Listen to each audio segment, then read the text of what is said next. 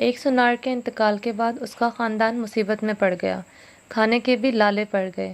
ایک دن اس کی بیوی نے اپنے بیٹے کو نیلم کا ایک ہار دے کر کہا، بیٹا اسے اپنے چچا کی دکان پر لے جاؤ، کہنا یہ بیچ کر کچھ پیسے دے دیں۔ بیٹا وہ ہار لے کر چچا جی کے پاس گیا۔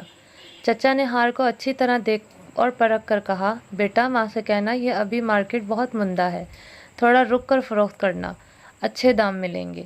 اسے تھوڑے سے روپے دے کر کہا کہ تم کل سے دکان پر آ کر بیٹھنا۔ اگلے دن سے وہ لڑکا روز مرہ دکان پر جانے لگا اور وہاں ہیرے جواہرات کی پرکھ کا کام سیکھنے لگا۔ ایک دن وہ بڑا ماہر بن گیا، لوگ دور دور سے اپنے ہیرے کی پرکھ کرانے آنے لگے۔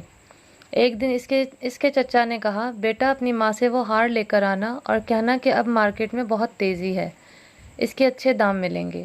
ماں سے ہار لے کر اس نے پرکھا تو پایا کہ وہ تو جعلی ہے۔ وہ اسے گھر پر ہی چھوڑ کر دکان لوٹ آیا۔ چچا نے پوچھا، ہار نہیں لائے؟ اس نے کہا وہ تو جعلی تھا۔